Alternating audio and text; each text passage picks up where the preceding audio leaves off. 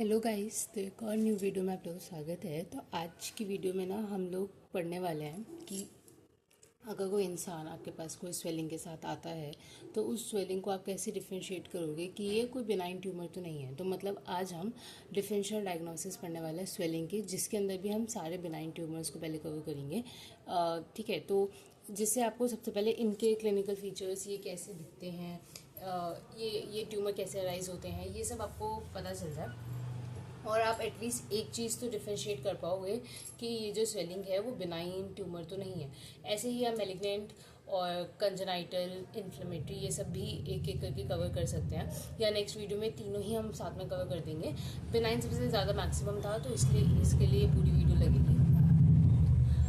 ठीक है, तो इसके अलावा मैं आपको थोड़ा सा बता देती हूँ कि जो स्वेलिंग है, स्वेलिंग के लिए हम इंस्पेक्ट करके बहुत सारी चीज़ें देखते हैं, उसको पैल्पेट करके बहुत सारी चीज़ें करते हैं। ठीक है, उस पर हम बहुत सारे टेस्ट करते हैं, फ्लक्चुएशन टेस्ट, ट्रांसल्यूमिनेशन टेस्ट, ठीक है, कंसिस्टेंसी चेक करते हैं, शेप, साइज, एक्सटेंट, सब कुछ, कलर देखते हैं, उसके ऊपर टेम्परेचर देखते हैं, टेंडरनेस तो नहीं है स्वेलिंग की, ये सब कुछ हम चेक करते हैं। इसके अलावा और भी चीज़ें चेक करके हम उसका एग्जामिनेशन कर सकते हैं। एग्जामिनेशन करने के बाद हमें बहुत सारी चीज़ें क्लियर हो जाती है कि जैसे कि सपोज़ कोई अगर स्वेलिंग है वो बहुत ज़्यादा टेंडर भी है और अगर वो उसके अंदर इन्फ्लेमेटरी साइंस दिख रहे हैं तो हमें समझ आ सकता है कि ये किसी ट्रॉमा की वजह से या कोई इन्फ्लेमेटरी ट्यूमर है ये।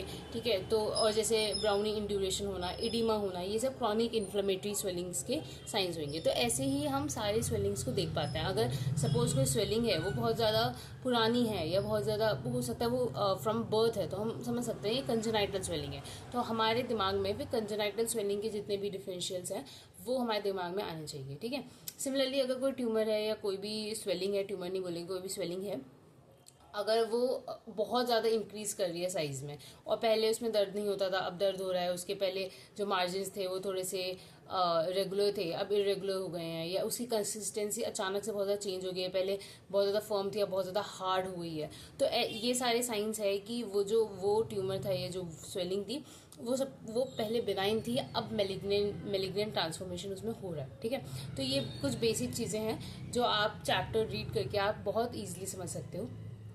आज हम डिफरेंशियल डायग्नोसिस कर रहे हैं स्वेलिंग का, जिसमें से भी सबसे पहले करना है बिनाइन ट्यूमर। तो अब स्टार्ट करते हैं। तो सबसे पहले कोई भी अगर इंसान स्वेलिंग के साथ आ रहा है और अगर आप ऐसा सस्पेक्ट कर रहे हो कि इसको पैपिलोमा तो नहीं है, तो उसमें आपको क्या क्या चीज़ें मिलेगी। सबसे पहले जो पैपिलोमा होता है वो कॉमनेस्ट बिनाइन ट्यूमर है और स्क्वैमस एपिथेलियम। ठीक है, तो ये कॉमनेस्ट बिनाइन ट्यूमर है of that is compose of squamous epithelium. और ये ना मैंने पैपिलोमा यहाँ फॉर्म बनाया हुआ है जिससे आपको थोड़ा समझ आए।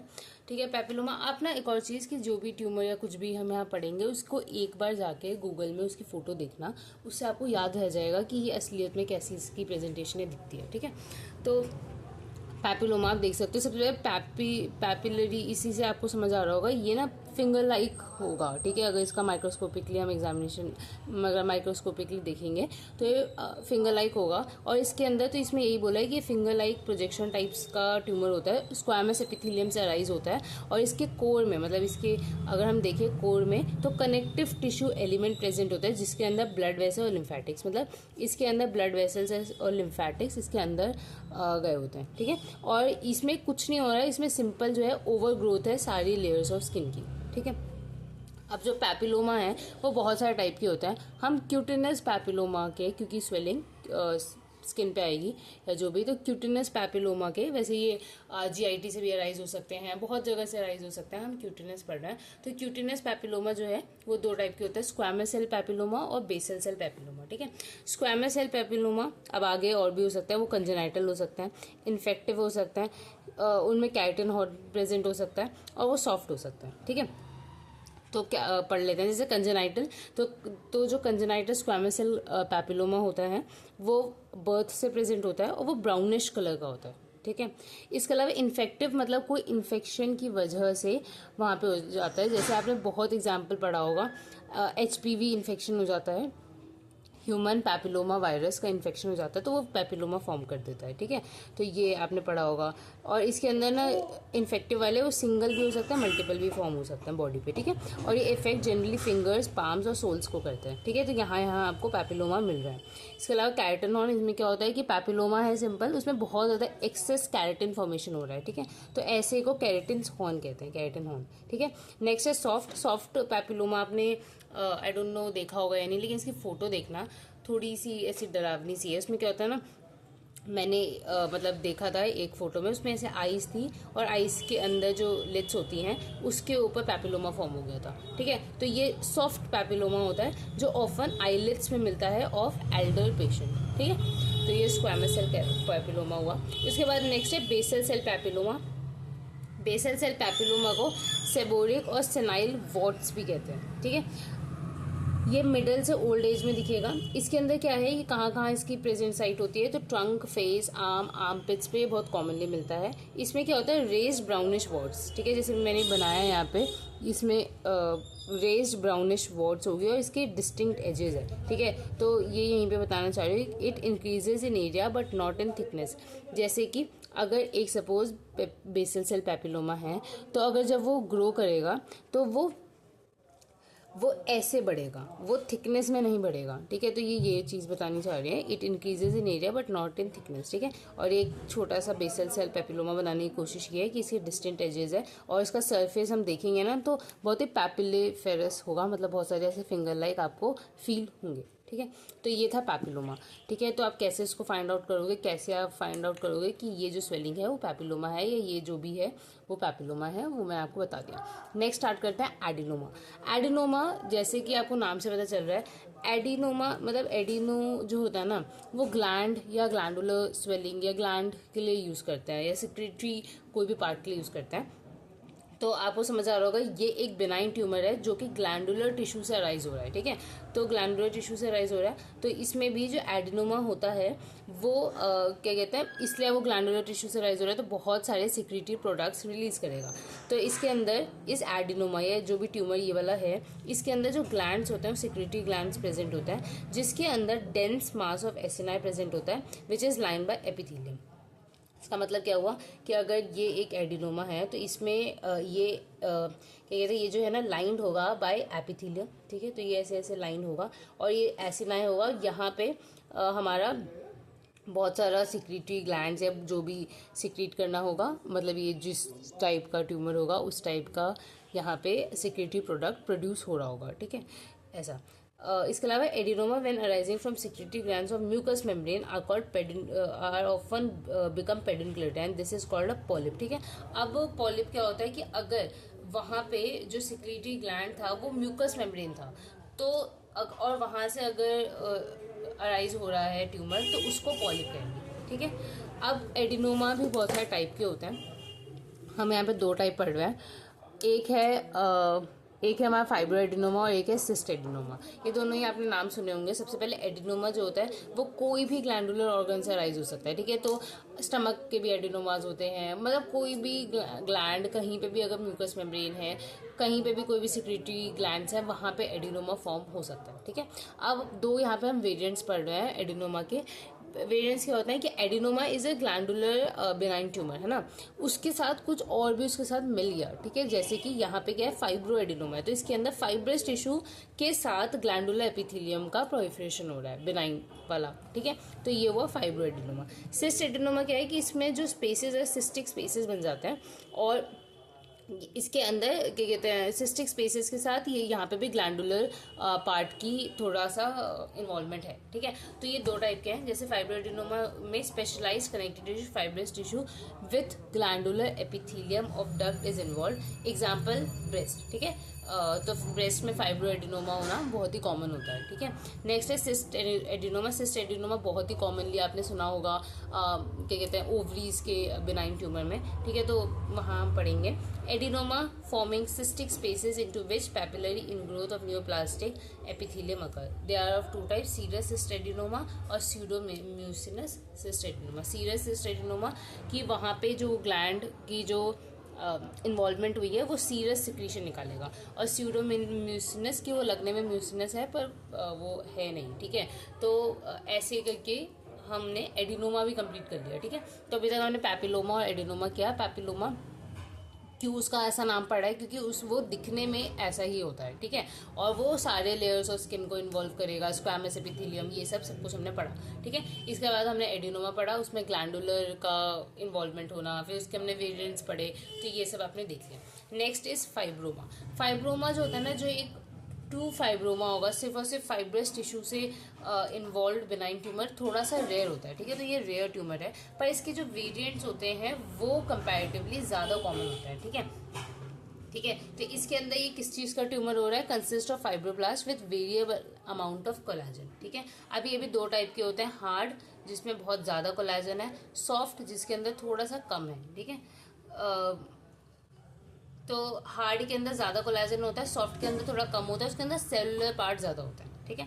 अब फाइब्रोमा के वेराइटीज़ क्या है, सबसे पहले फाइब्रोलाइपोमा, इसका मतलब कि फाइब्रस टिश्यू के ट्यूमर के साथ साथ उसके अंदर जो एडिपोज टिश्यू है वो भी मिक्स हो गया, तो फाइब्रोलाइपोमा। फाइब्रोमायोमा, ठीक है। न्यूरोफाइब्रोमा, ये हम अच्छे से डिटेल में पढ़ेंगे, ठीक है। मिक्सोफाइब्रोमा, जिसको मिक्सोमा भी कहते हैं, ठीक है। तो ये हमने कॉमन कुछ पढ़े जो कि वेरिएंट्स है फाइब्रोमा के, ठीक है। तो ये कंपैरेटिवली फाइब्रोमा से ज़्यादा कॉमन होते हैं, ठीक है। नेक्स्ट क्या है, मायोमा। मायोमा जो है एक अनकॉमन बेनाइन ट्यूमर है मसल का, ठीक है। मतलब आपको मायोमा इतना कॉमनली नहीं मिलेगा, ठीक है। ये भी दो टाइप के होते हैं, मतलब बेस्ड ऑन वो किस टाइप के मसल से राइज हो रहे हैं। अगर वो स्ट्राइएटेड मसल से राइज हो रहे हैं तो उसको कहेंगे रैप्डोमायोमा, अगर वो स्मूथ मसल से राइज हो रहे हैं तो उसको कहते हैं लियोमायोमा। और लियोमायोमा ज़्यादा कॉमन है एज कम्पेयर टू रैप्डोमायोमा, ठीक है। नेक्स्ट है हमारे पास लाइपोमा, ठीक है। अब लाइपोमा थोड़ा हम और डिटेल में पढ़ते हैं। अब लाइपोमा होता क्या है, one of the commonest and the most benign of all tumour, ठीक है। मतलब लाइपोमा आपको समझ आ रहा होगा, ये एडिपोज टिश्यू से अराइज हो रहा है। तो लाइपोमा जो होता है वो बहुत ही ज़्यादा कॉमनली फाउंड आउट ट्यूमर होता है, बिनाइन ट्यूमर। और ये किससे अराइज होता है, fat cells of adult type, ठीक है। और ये इतना कॉमन है कि इसको यूनिवर्सल ट्यूमर भी कहते हैं, यूनिवर्सल ट्यूमर ये और यूबिक्यूटस ट्यूमर, ठीक है।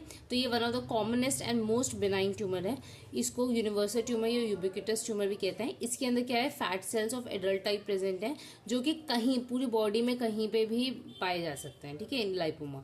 अब इसका कॉमन साइट है क्या, तो ट्रंक, नेप ऑफ नेक, लिम, यहाँ ये कॉमनली फाइंड आउट होता है, ठीक है। अब लाइपोमा के हम आगे के फीचर्स पढ़ लेते हैं। देखो लाइपोमा जो होते हैं ना, सबसे पहले उसकी वैरायटी देखते हैं। तो लाइपोमा सबसे पहले मैंने बताया वो फैट सेल से अराइज हो रहा है, ठीक है, एडिपोज सेल से अराइज हो रहा है, जिनका प्रोलिफरेशन एक जगह इकट्ठा हो गया तो वहाँ पे आपको स्वेलिंग दिख रही है और वो लाइपोमा है, ठीक है। अब लाइपोमा जो है ना बहुत सारे टाइप के हो सकते हैं, या तो लाइपोमा एनकैप्सुलेटेड हो सकता है, मतलब एक कैप्सूल में बंद होकर बहुत सारे यहाँ पे एडिपोज सेल्स है।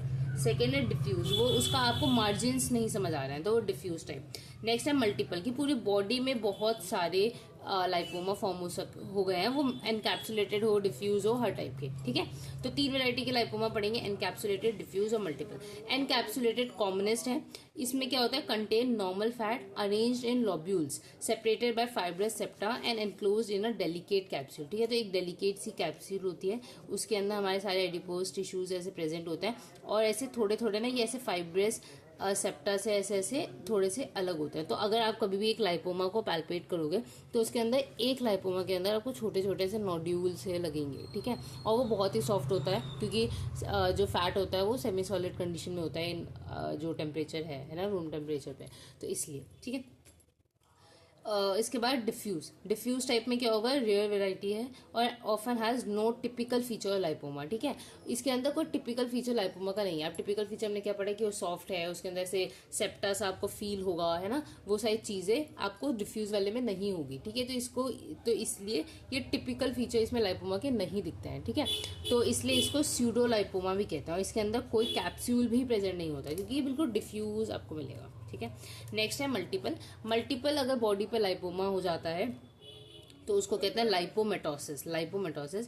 अब macro and microscopically these are no difference from solitary lipoma, ठीक है। बहुत सारी बॉडी पे लाइपोमा हो गए हैं और वो बिल्कुल भी डिफरेंट नहीं है, एनकैप्सुलेटेड जैसे ही वो लाइपोमाज हैं, ठीक है। अच्छा, एक और चीज़ है कि अगर बहुत सारे टेंडर, मतलब बहुत सारे दर्द करने वाले टेंडर लाइपोमा आपकी बॉडी में है मल्टीपल, तो उस डिजीज़ को कहते हैं डरकम्स डिजीज़, ठीक है। तो multiple tender lipomas cause Dercum's disease, जिसको एडिपोसिस डोलोसा भी कहते हैं, ठीक है। इसमें क्या है, टेंडर मल्टीपल लाइपोमेटस स्वेलिंग होती है बॉडी पे, ठीक है। अब लाइपोमा की कॉम्प्लिकेशंस क्या है, तो ऑब्वियसली वो डिजेनरेशन की तरफ जा सकता है। उसके अंदर हमारा क्या कहते हैं फैट है, तो उसमें सपोनिफिकेशन हो सकता है, वहाँ पे कैल्शियम का डिपॉजिट हो सकता है, तो कैल्सिफिकेशन हो सकता है। और ये भी हो सकता है कि वो बिनाइन है, lipoma is a benign tumour, तो वो मेलिग्नेंसी की तरफ कन्वर्ट हो जाए, वो लाइपोमा की जगह लाइपोसार्कोमा बन जाए, या ठीक है। तो ये कॉम्प्लिकेशंस है जो मैंने यहाँ पे आपको डिस्कस की, कि कोई डिजेनरेशन जैसे मिक्सोमेटस डिजेनरेशन हो सकता है, सपोनिफिकेशन हो सकता है, कैल्सिफिकेशन हो सकता है, या उसमें मैलिग्नेंट चेंजेस आ सकते हैं, ठीक है।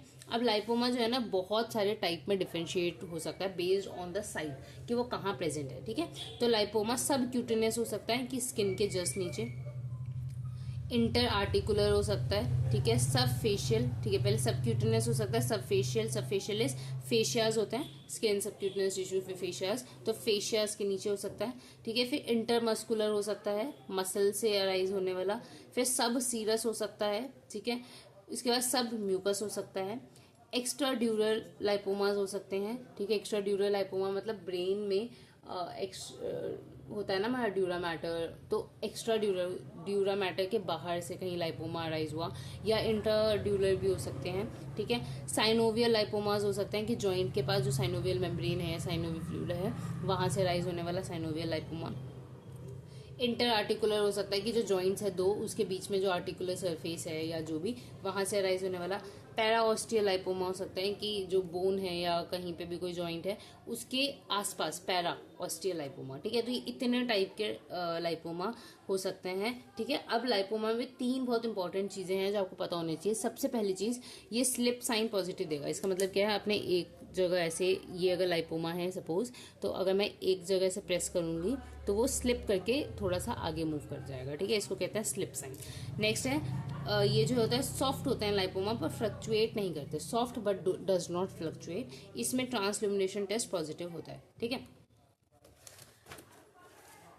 इसी के साथ हमारा लाइपोमा खत्म हुआ। तो आपको पता चला होगा कि लाइपोमा की हमने वैरायटीज पढ़ी और सब कुछ हमने पढ़ा कि कैसे लाइपोमा आप डिफरेंशिएट करोगे, उसके अंदर क्या क्या साइंस दिखेंगे आपको और कितना टाइप के होते हैं, सब कुछ पढ़ा, ठीक है। और lipoma is a very important topic क्योंकि लाइपोमा बहुत कॉमनली ओपीडी में और ऐसा लाइपोमा दिख जाता है, ठीक है। नेक्स्ट है हिमैंजियोमा। हिमैंजियोमा भी कॉमनली मैंने तो देखा है हिमैंजियोमा पर्सनली, तो हिमैंजियोमा भी दिख जाता है, ठीक है। तो हिमैंजियोमा कंजेनाइटल्स भी हो सकते हैं, ठीक है, बर्थ से प्रेजेंट है बॉडी पे, या बाद में भी अराइज हो सकते हैं। तो हम हिमैंजियोमा को अच्छे से पढ़ते हैं। हिमैंजियोमा नाम से पता चल रहा है, हिमैंजियोमा, ठीक है। सबसे पहले ये ट्यूमर है, बिनाइन ट्यूमर है, और किसका ट्यूमर है, ब्लड वेसल्स का, ठीक है। तो यहाँ पे क्या है ना कि जो ब्लड वेसल्स है उनका माल फॉर्मेशन हो गया है, ठीक है। तो अगर कॉमनली अगर हम देखें कि अगर ये स्किन है सपोज, अगर ये स्किन है तो स्किन के नीचे ऐसे हमारे ब्लड वेसल ऐसे लाई कर रहे हैं, ठीक है, पतले पतले। अगर किसी को हिमैंजियोमा हो गया है तो उसके ऊपर ऐसे बहुत सारे ऐसे मैल फॉर्मेशन, बहुत अलग तरीके से वहाँ पे ग्रोथ हो गया है, सॉरी दिख नहीं रहा, अलग तरीके से ग्रोथ हो गया है वहाँ पे बहुत सारे ब्लड वेसल्स का, या जो ब्लड वेसल्स है पतली सी थी वो मोटी मोटी हो गई है, तो इसकी वजह से यहाँ पे स्वेलिंग दिखी है। अब ये हिमैंजियोमा है, ये ब्लड वेसल है, ब्लड वेसल के अंदर ब्लड मूव कर रहा है, तो इसकी वजह से ये जो एरिया होगा हल्का सा आप फील करोगे, तो क्या कहते हैं टेम्परेचर राइज होगा, ठीक है, क्योंकि हाईली वेस्कुलर जो ट्यूमर्स होते हैं उनमें राइज होता है टेम्परेचर, ठीक है। इसके अलावा इनका जो कलर होगा वो भी थोड़ा रेडिश ब्लूइश की तरफ होगा, ठीक है, क्योंकि ये इसके अंदर ब्लड मूव कर रहा है। तो आप ये सारी चीज़ें समझ सकते हो सबसे पहले हिमैंजियोमा से, ठीक है। अब हिमैंजियोमा बहुत सारे टाइप के हो सकते हैं, ठीक है। जैसे कि अगर जो ब्लड वेसल्स है अगर वो कैपिलरी है जिसके अंदर मैलफॉर्मेशन हुआ है तो उसको कहेंगे कैपिलरी हिमैंजियोमा। अगर वो वेन्स है, ठीक है, तो मतलब हिमैंजियोमा अगर वेन से राइज हो रहा है तो उसको वीनस या कैवर्नस हिमैंजियोमा कहेंगे। और अगर वो जो है आर्टरी से राइज हो रहा है तो उसको आर्टीरियल या प्लेक्सीफॉर्म हिमैंजियोमा कहेंगे, ठीक है। तो कैपिलरी हिमैंजियोमा होता है जो कि अराइज करता है फ्रॉम कैपिलरीज। इसके अंदर भी 3 वेराइटीज होंगे, strawberry angioma, port wine stain, salmon patch, ये हम पढ़ने वाले हैं। इसके बाद वीनस और कैवर्नस हेमेंजियोमा जो होता है वो वेन से अराइज होंगे। इसके अलावा आर्टीरियर प्लेक्सिफॉर्म हेमेंजियोमा जो होंगे वो आर्टरी से अराइज होंगे। ठीक है, अब सबसे पहले हम पढ़ते हैं कैपिलरी हेमेंजियोमा कहाँ से अराइज हो रहा है, कैपिलरी से। इसमें हम सबसे पहले पढ़ने वाले हैं स्ट्रॉबेरी एंजियोमा। ठीक है, स्ट्रॉबेरी एंजियोमा इसका क्लिनिकल फीचर, इन सबके ना आपको क्लिनिकल फीचर्स पता होने चाहिए, क्योंकि आपको बेसिक समझ आ गया है कि हेमेंजियोमा है क्या, कि यहाँ पे जो ब्लड वेसल्स हैं उनका मैल फॉर्मेशन हो गया है, वहाँ पे बहुत ज़्यादा प्रोलिफरेशन हो गई है ब्लड वेसल्स की।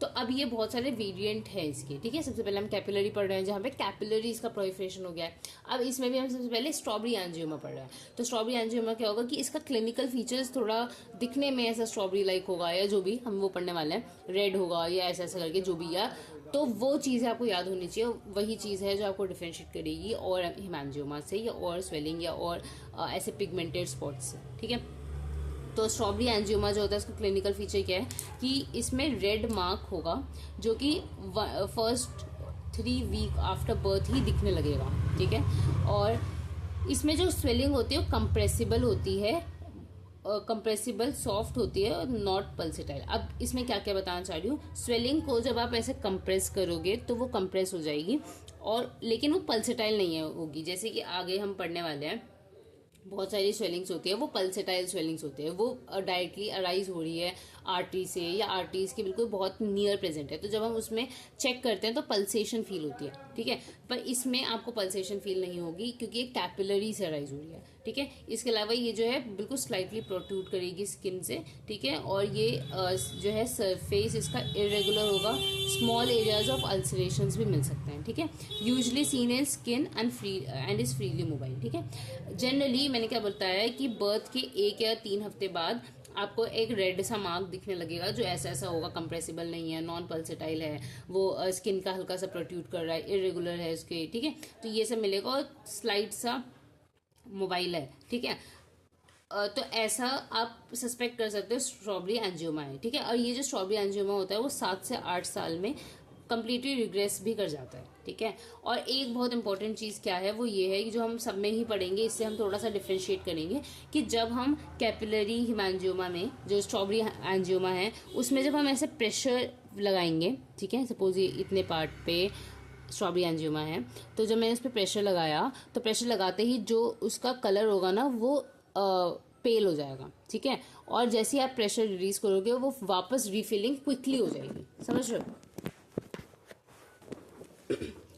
तो यहाँ पे यही चीज़ लिखी हुई है कि with pressure most of the blood squeeze out from it as soon as pressure is release, refilling occurs quickly. ठीक है, इसके बाद नेक्स्ट पढ़ते हैं हम पॉट वाइन स्टेन।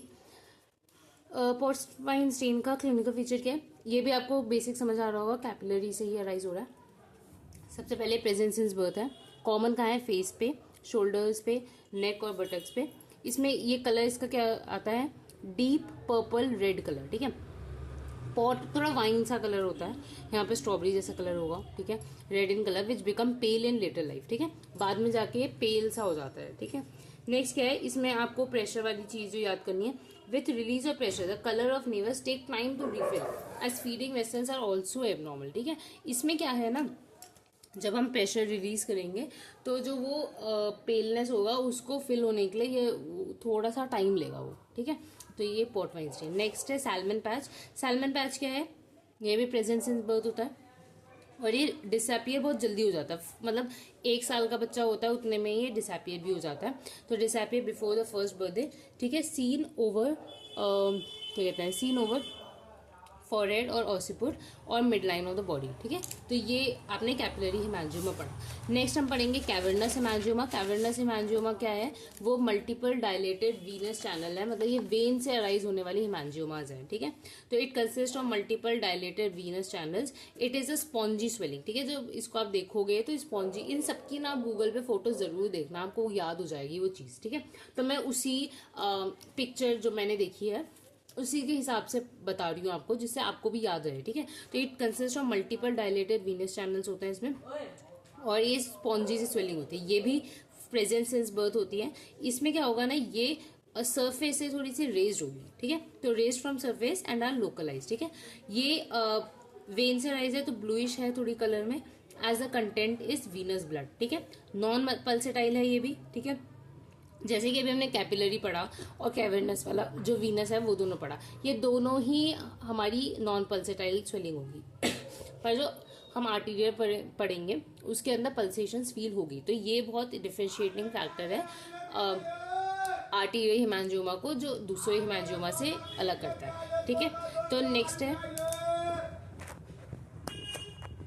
तो हमने नेक्स्ट पढ़ा कि कैसे ये जो है नॉन पल्सेटाइल है, थोड़ा सरफेस से रेज्ड होगा, ब्लूइश कलर का होगा क्योंकि इसमें वीनस ब्लड होता है, कंप्रेसिबिलिटी प्रेजेंट होती है तो इसको हम कंप्रेस कर सकते हो आप। ठीक है, और इट कंसिस्ट ऑफ, ये मल्टीपल डायलेटेड वीनस चैनल से प्रोलिफरेशन की वजह से होता है। कॉमन साइट क्या है, face, cheek, ears, mucous membrane of lips, mouth, tongue. ठीक है, और organs like liver, kidney, brain, इनमें भी आपको कैवर्नस हिमेंजियोमा फॉर्म होते हुए दिख सकता है। ठीक है, नेक्स्ट है आर्टीरियल या प्लेक्सीफॉर्म हिमेंजियोमा। ये आपको समझ आ रहा होगा, ये आर्टरी से अराइज हो रहा है या आर्टीरियो वीनस फिस्टुलाज होता है उससे अराइज होता है। ठीक है, तो it is a pulsatile swelling, सबसे पहली बात। ठीक है, feeling like a bag of pulsating earthworm often called as cirsoid aneurysm. ठीक है, तो इसमें क्या होगा ना, जब आप जैसे अगर सपोज यहाँ पे आर्टीरियर हिमेंजियोमा है, तो जब आप उस पर हाथ रखोगे, उसको पैल्पेट करने की कोशिश करोगे, तो उसमें ना आपको फील होगा कि ऐसा लगेगा कि अर्थवॉर्म्स है बहुत सारे, तो इसको सरसॉइड एनोरिज्म भी कहते हैं। ठीक है, तो ऐसा फील होता है कि बहुत सारे पल्सेटिंग अर्थवॉर्म प्रेजेंट है बिनीथ द स्किन। ठीक है, तो ये हो गया। नेक्स्ट है स्पाइडर नेवस। स्पाइडर नेवस क्या होता है ये भी बता देती है। ये स्पाइडर नेवस आपने बहुत कॉमनली देखा होगा क्योंकि ये बहुत सारे सेकेंडरी टू मेनी डिजीज भी बॉडी में फॉर्म हो सकता है स्पाइडर नेवस। इसमें क्या होता है कि एक सोर्स से बहुत सारी ऐसे लगता है कि आर्टरीज ऐसे अराइज हो रही है। ठीक है, तो सॉलिटरी डायलेटेड स्किन आर्टरी और feeding a number of small branches grow in a radial manner. ठीक है, तो अगर आप इसको देखोगे ना तो ये कुछ ऐसे ऐसे करके ऐसे होता है। बहुत सारे लोगों के बॉडी में होता है, जनरली थाइस के पास और काफ्स के पास या आर्म्स में प्रेजेंट मिल जाता है। ठीक है, तो ये स्पाइडर नेवस होता है। इसमें क्या है, एक या दो ऐसे प्रेजेंट होंगे। ठीक है, और इस मैनर में होते हैं। ठीक है, it is an acquired condition and is associated with some generalised disease. ठीक है, जैसे कि सिरोसिस ऑफ लिवर में भी आपको स्पाइडर नेवस दिख सकता है। तो बहुत सारे जनरलाइज जो डिजीज होती हैं उनमें भी आपको ये एसोसिएशन मिल सकता है। ठीक है, they fade completely when compressed with the finger. जब उनको हम फिंगर से कंप्रेस करोगे तो कंप्लीटली फेड आउट हो जाती है।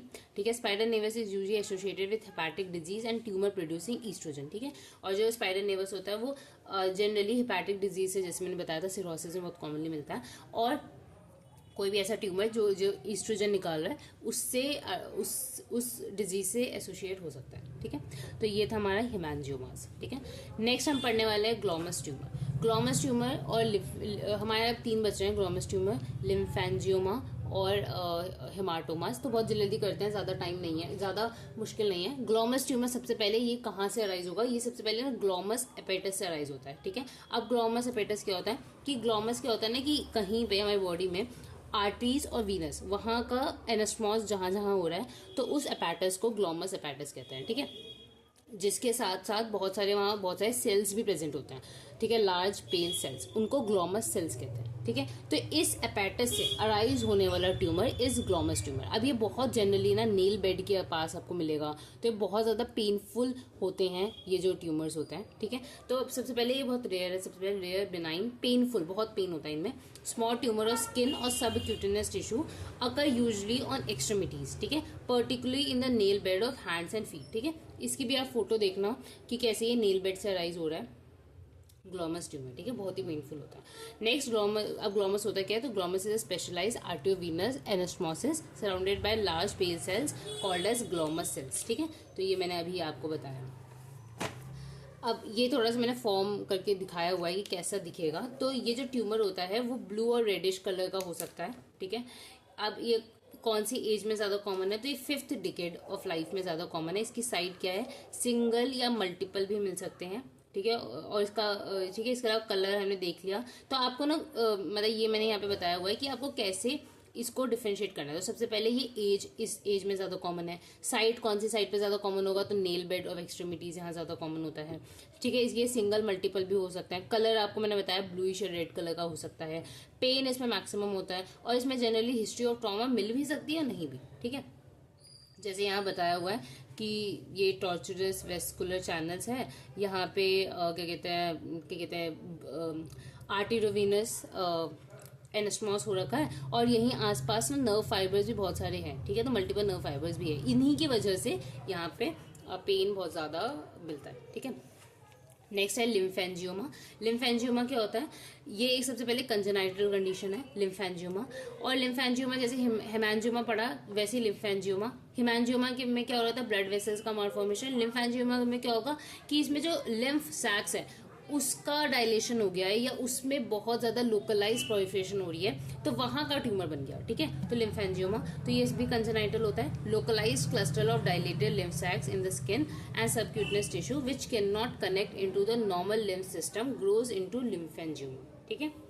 टाइप क्या हो सकता है? सुपरफिशियल हो सकता है, डीप हो सकता है। सुपरफिशियल क्या होगा कि 2-3 ऐसे सर्कमस्क्राइब बन गए, ठीक है। डीप में क्या है कि बहुत बड़ा सा लिम्फेंजियोमा बन गया। जनरली ये वहां प्रेजेंट होता है जहां पे बहुत सारे हमारे लिम्फ नोड्स या बहुत सारे ऐसे साथ में पड़े हैं, जैसे कि नेक का जो एरिया है, मीडियास्टनम है, एक्सिला, यहाँ पे बहुत सारे लिम्फ नोड्स पड़े होते हैं, लिम्फ सैक्स होते हैं। तो यहाँ से राइज हो रहा है, तो ये सारे सबको मतलब 2-3, 4-5 को अपने साथ इकट्ठा कर लेता है, ठीक है। तो ये डीप लिम्फेंजियोमा फॉर्म करता है।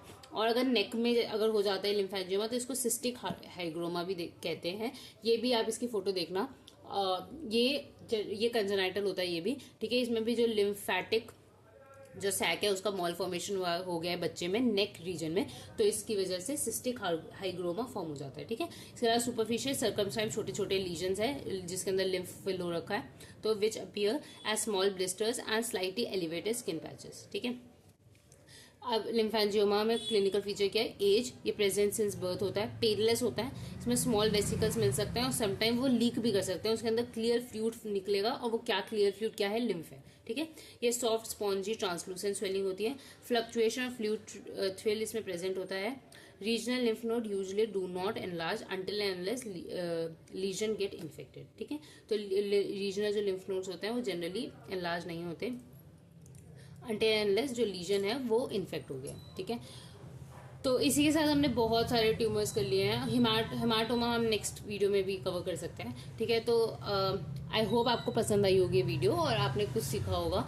तो अगर आपको पसंद आए तो प्लीज़ लाइक कर देना चैनल मतलब वीडियो को, और चैनल को सब्सक्राइब कर देना। जल्दी जल्दी अब वीडियोज़ आती रहेगी, ठीक है। तो bye guys, I hope you like this video.